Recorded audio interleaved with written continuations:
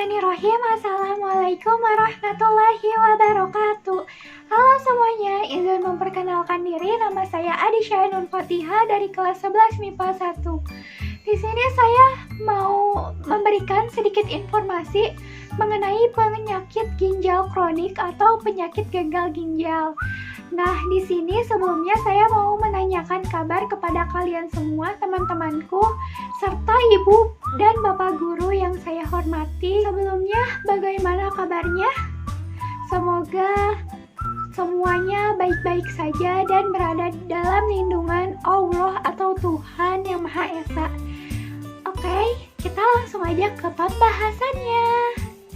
Masih dengan saya di sini mau menjelaskan sedikit informasi apa itu ginjal, apa itu penyakit gagal ginjal, bagaimana cara menanganinya, dan yang lainnya. Dan semoga ini bermanfaat.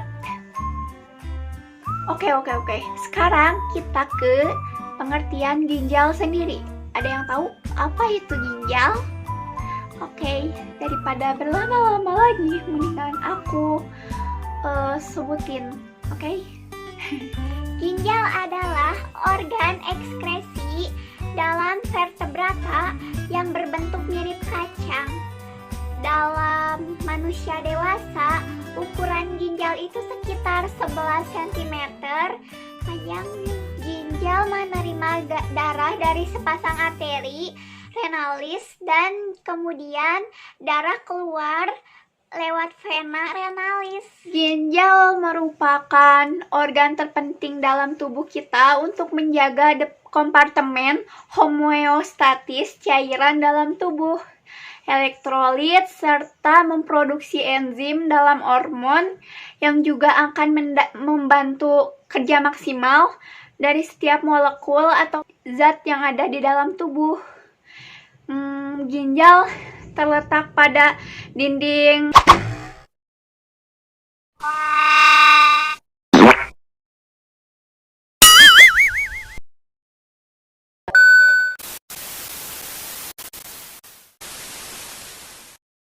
Di mana sih keberadaan ginjal itu? Ya dalam tubuh kita lah. Enggak. Emang di dalam tubuh kita ada ginjal, ada hati, dan semacamnya organ-organ tubuh yang harus kita jaga, yang sangat penting. Tapi salah satu sistem ekskresi ginjal salah satu organ yang vital dan sangat penting loh bagi tubuh kita. Masa sih? Iya sih. Kalau dipikir-pikir lagi, kalau misalkan nggak ada ginjal, nanti darah kita dipompa kayak gimana? Tapi kan dia nggak akan bekerja secara maksimal. Ginjal terletak di dinding posterior abdomen di dalam tubuh kita, terutama di daerah lumbal, di sebelah kanan dan kiri tulang belakang. Oh ya, ginjal sendiri dibungkus sama lemak yang sangat tebal loh guys. Di belakang politenum, dan karena di luar rongga politenum, ginjal bisa diperkirakan di belakang loh, mulai dari ketinggian vertebrata terakhir sampai dengan vertebrata lumbalis. Oh ya, fakta uniknya, ginjal yang sebelah kanan itu lebih tinggi daripada kiri. Kenapa coba? Karena ada alasannya. Alasannya apa? Mau tahu? Oke deh, aku mau ngasih tahu karena apa ginjal kanan bisa lebih tinggi daripada ginjal kiri. Dan gambarnya seperti ini. Karena hati menduduki banyak ruang di dalam setiap ginjal panjang masing-masing 6 sampai 7,5 dan tebalnya 1,5. Wow, tebalnya bisa 1,5 sampai 2,5 loh. 2,5 cm. Pada orang dewasa, berat ginjal bisa sampai 140 gram loh. Lumayan ya. Sisi dalam atau hilum menghadap ke tulang punggung. Sisi luarnya cembung, pembuluh-pembuluh ginjal semuanya masuk dan keluar pada hilum.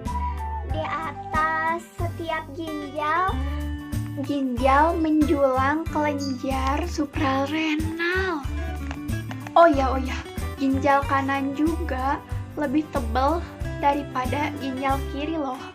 Setiap ginjal dilapisi sama kapsul tipis dan jaringan fibrus yang rapat sekali membungkusnya dan juga membentuk pembungkus yang halus. Warna ginjal itu warnanya ungu tua dan terdiri atas bagian korteks di sebelah luar dan medula itu di dalamnya. Di medula ini tersusun atas 15 sampai 16 massa yang berbentuk seperti piramida. Disebut dengan piramis ginjal. Oke, sekarang aku mau bahas nih penyakit ginjal kroniknya langsung yuk. Gagal ginjal kronik atau penyakit ginjal kronik yang disingkat dengan PGK merupakan salah satu penyakit yang menjadi masalah besar di dunia. Gagal ginjal kronik merupakan suatu penyakit yang menyebabkan fungsi organ ginjal yang mengalami penurunan hingga akhirnya tidak mampu melakukan fungsinya dengan normal. Tubuh gagal mempertahankan metabolisme dan keseimbangan cairan dan elektrolit, menyebabkan retensi dalam tubuh. Kerusakan ginjal ini mengakibatkan masalah pada dan kekuatan tubuh yang menyebabkan aktivitas kerja terganggu dan lemas sehingga kualitas hidup pasien menurun. Permasalahan sosial, temuan penelitian ini menunjukkan bahwa sebagian pasien tidak mengalami masalah dalam sosialisasi. Beberapa pasien menyebutkan bahwa dukungan sekunder dari orang-orang sekitar pasien dapat meningkat semangatnya ketika pasien sakit. Distres spiritual sering terjadi pada pasien dengan penyakit kronis dan terminal karena perubahan pada sistem keyakinan, kehilangan fungsi tubuh, dan tidak efektifnya perkembangan dari fungsi tubuh.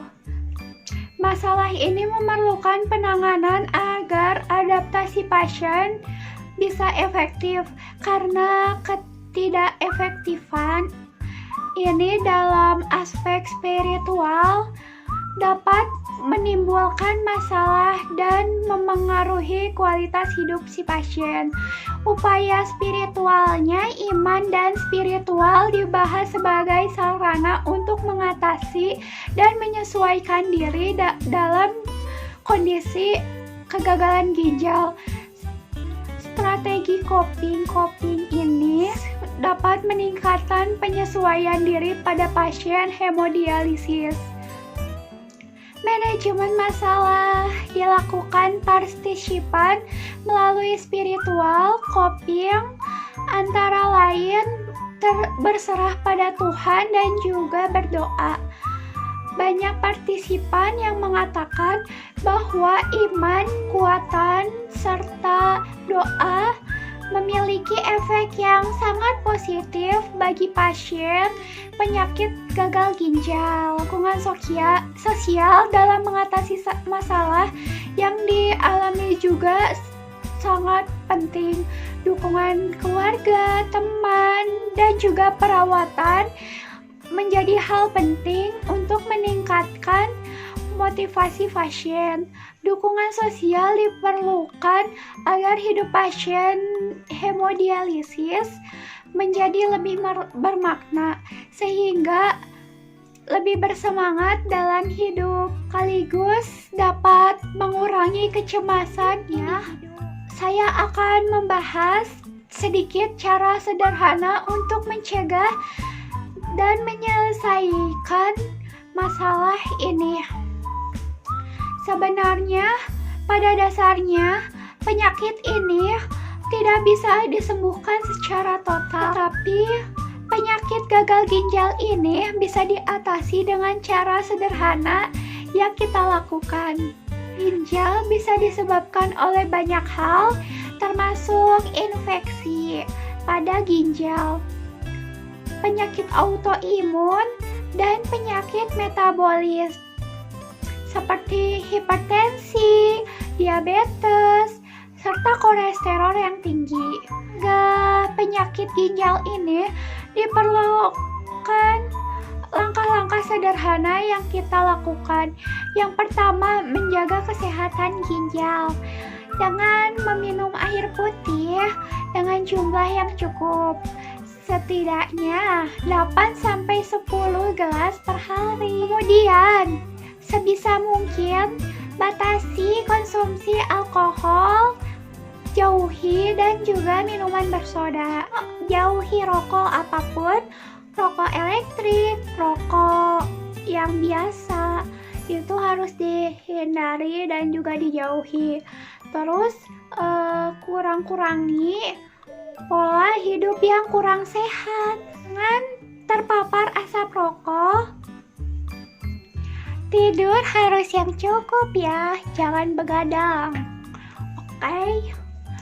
Tidur itu yang baiknya buat dewasa sekitaran 8 jam, 6-8 jam per hari. Tetap jaga berat badan ya, jangan sampai kelebihan. Ingat, kelebihan berat badan bisa membuat terutama gagal ginjal loh. BTW, jangan diet yang terlalu ketat ya, karena kalau diet terlalu ketat atau sesuatu yang berlebihan itu nggak baik kan. Oh iya, kalau mau diet harus diet sesuai takarannya ya, jangan sampai berlebihan berat badan, jangan juga berlebihan diet. Oh iya, jangan lupa untuk olahraga setiap hari, minimal asal rutin. Obat-obatan yang gak jelas, apalagi enggak sesuai arahan dokter. Mau itu obat-obatan yang dioles pada kulit kita, atau obat yang diminum, atau obat sirup. No, kalau tidak anjuran dokter, jangan ya.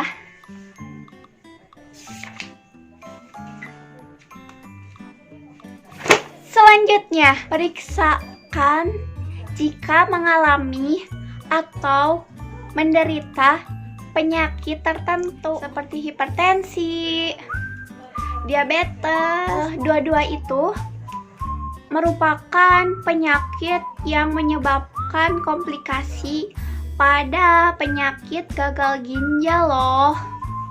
Batasi makanan tertentu ya. Tahu kan makanan yang gak sehat itu seperti apa? Ya udah, hindari, oke? Oh iya, kalau misalkan penyakit gagal ginjal kronik itu udah stadium akhir atau udah stadium tinggi, sebaiknya ini mah harus banget ya, namanya hemodialisa atau yang dimaksud dengan cuci darah? Darah, yaitu cuci darah untuk seperti si ginjal, peranan ginjal. Jadi, ketika ginjal di dalam tubuh seorang pasien itu sudah gagal atau tidak bisa melakukan dengan normal, maka hemodialisa lah yang menggantikan peranan ginjal dalam tubuh kita. Tapi hemodialisa nggak sepenuhnya dampak positif ya. Ada loh dampak negatifnya. Ini merupakan dampak negatif dari hemodialisa.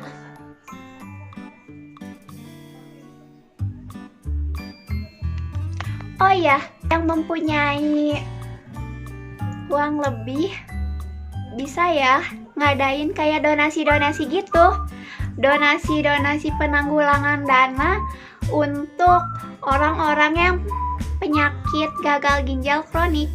Itu sangat membantu banget loh buat mereka, karena operasi serta hemodialisa dan sebagainya itu memerlukan banyak banget biaya loh. Itu aja yang bisa aku kasih tahu kepada kalian. Informasinya emang sedikit, tapi semoga bermanfaat untuk yang mendengarkan. Jangan pernah bosan untuk terus belajar dan juga jangan patah semangat, oke? Karena belajar itu gak akan ada habisnya jika kita masih aja di dunia ini. Oke, segitu aja. Bye-bye. Maaf bila ada kesalahan perkataanku. Mohon dimaafkan ya. Waalaikumsalam warahmatullahi wabarakatuh.